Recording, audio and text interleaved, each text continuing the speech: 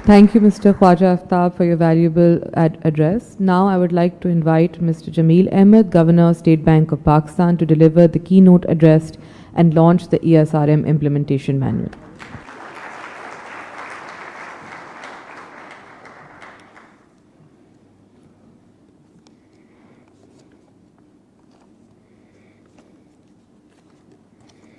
Bismillah ar-Rahman ar-Rahim.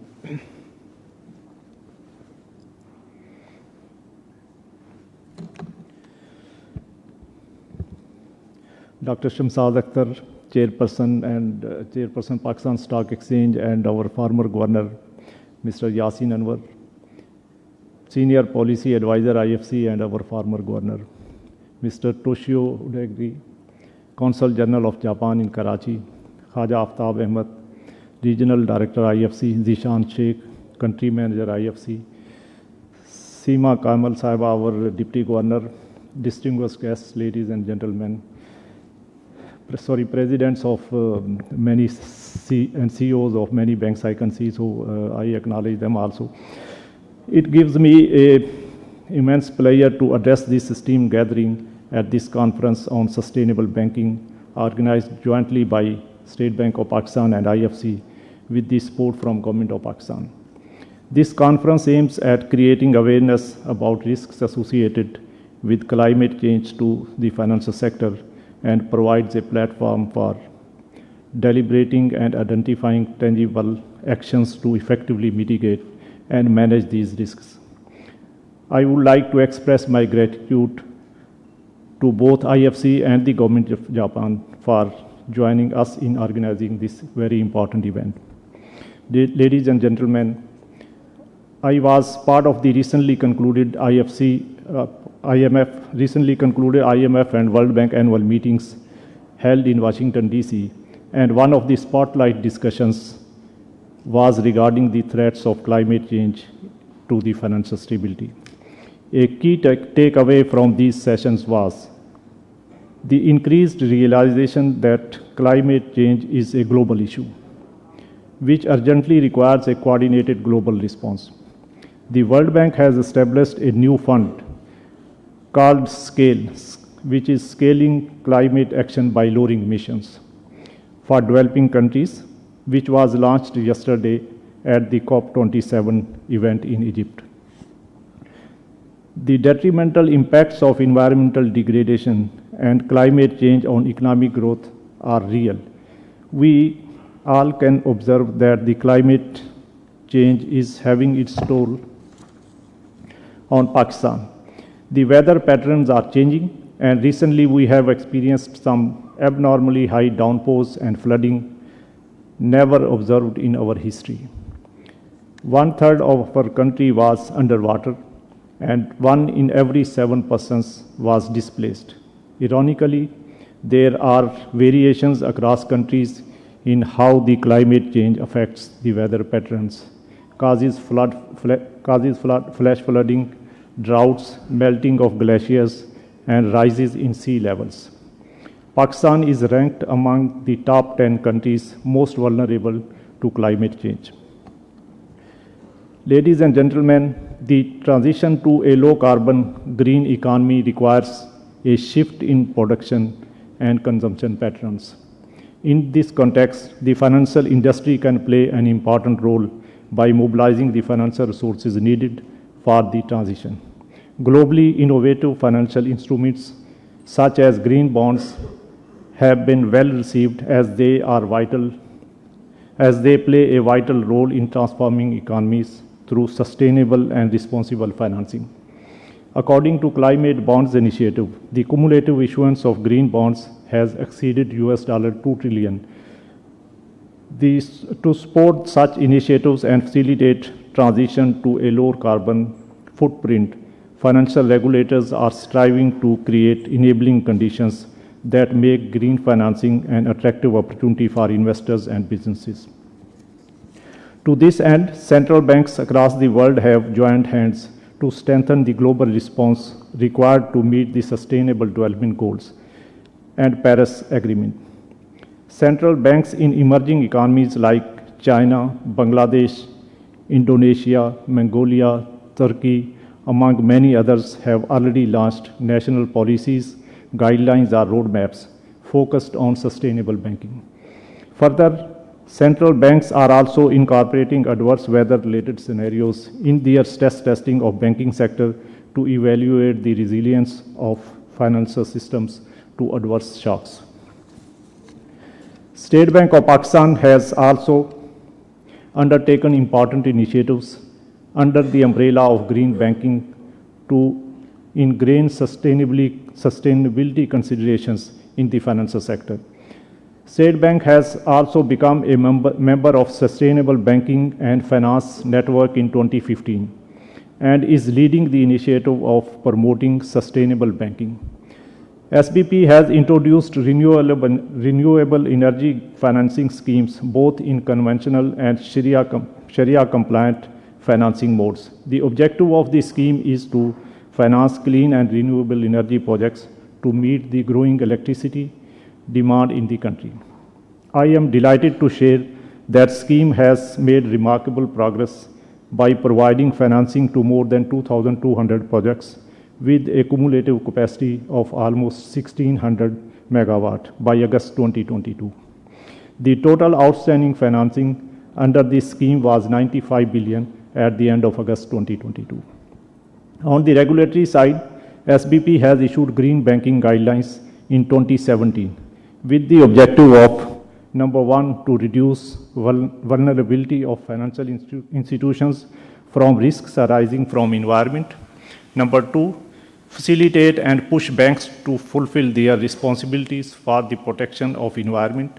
And number three, ensure required financing is made available for transformation into resource-efficient and climate-resilient economy. Ladies and gentlemen, SBP has been vigilant in monitoring the progress of implementation of these guidelines by banks and DFIs. And I am happy to share that the progress so far is promising. All banks and DFIs have established green banking offices and nominated chief green banking managers to supervise green banking activities. 31 banks and DFIs, which is 97% of total, have formulated green banking policies that have been approved by their respective board of directors. These policies include policy statements to environmental risk management, facilitation of green businesses, and reduction in their own carbon emissions.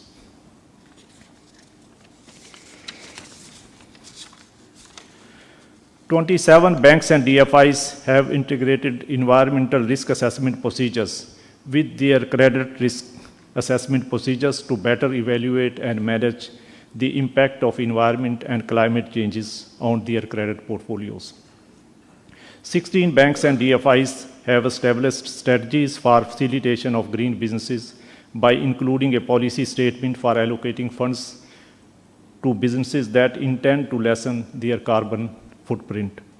18 banks and DFIs have established annual impact reduction targets, including well-defined key performance indicators and strategic plans for achievement of these targets.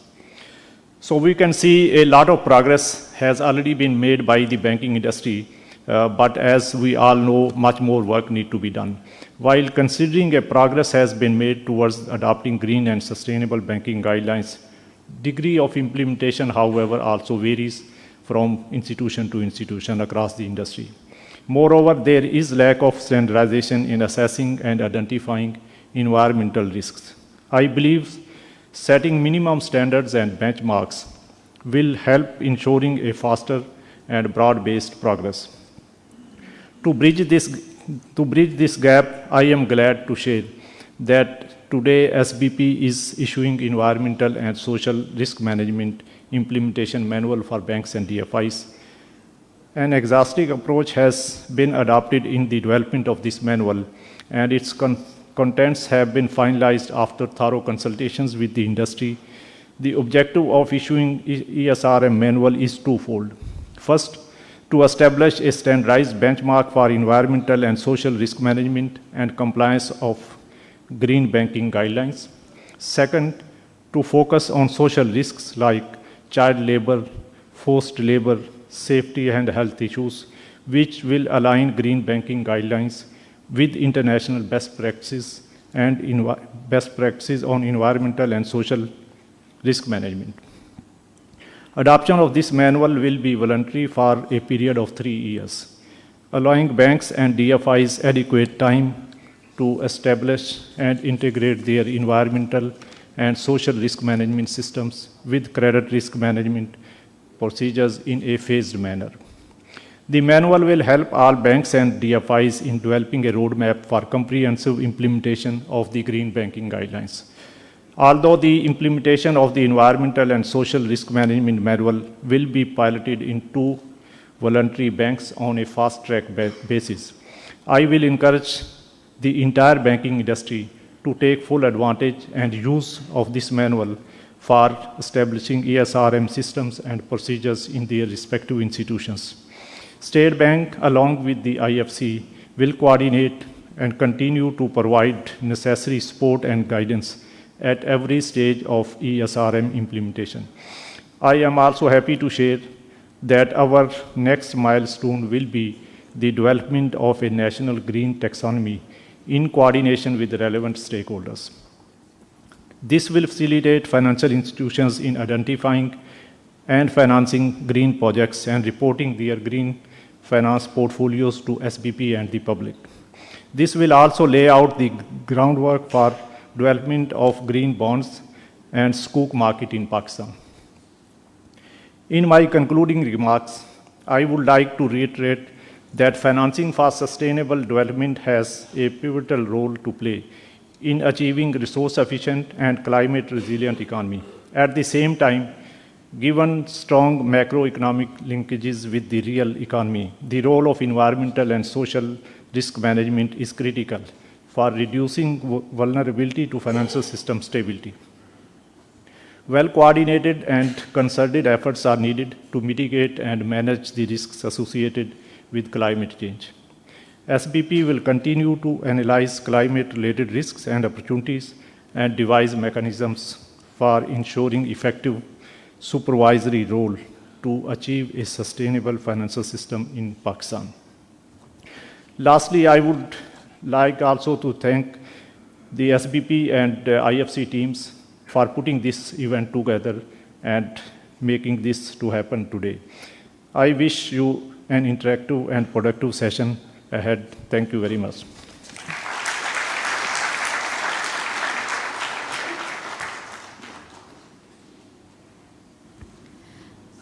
Thank you, Mr. Jameel Ahmed, for your insightful keynote address. May I